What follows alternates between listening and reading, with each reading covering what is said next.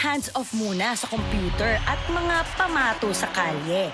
Dahil kakanta naman si Jenard gamit ang microphone. 1, 2, 3, let's go!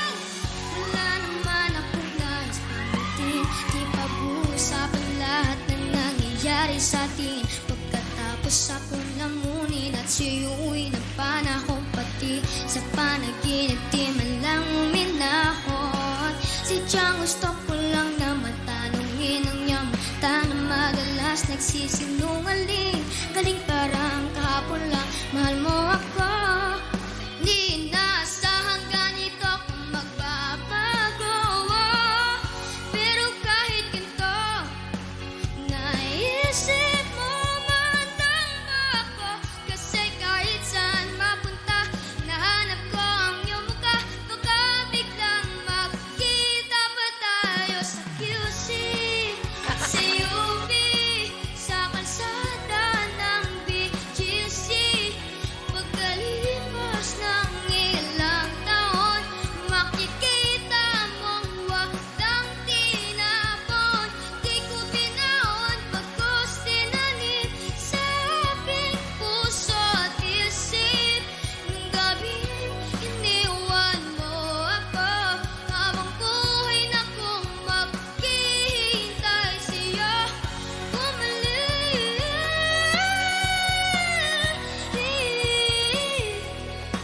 Bumalik sa'kin.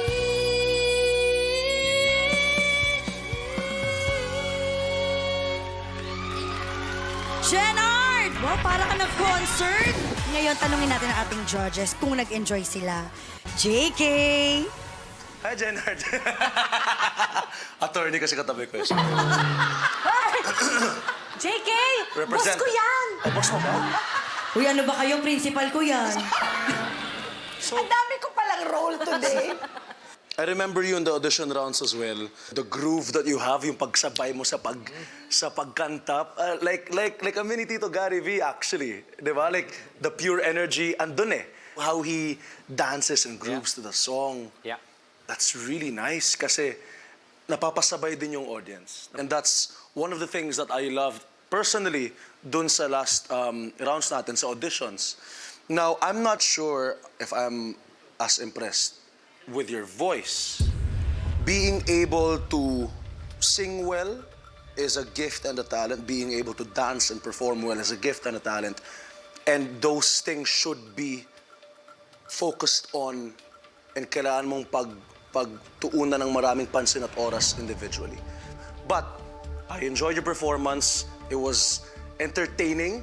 Kailangan kong sabihin talaga to dito sa Idol Kids Philippines. Hindi ako naniniwala na magaling akong dancer. Ha?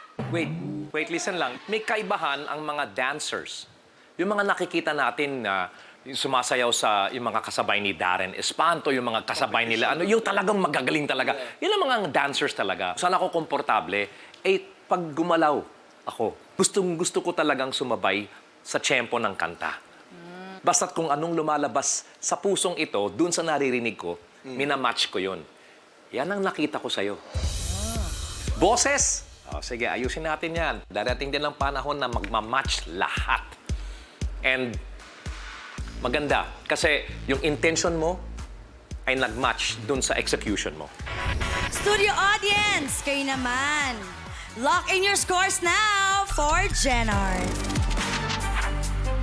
Jenard, balikan mo na sa iyong upuan at thank you very much.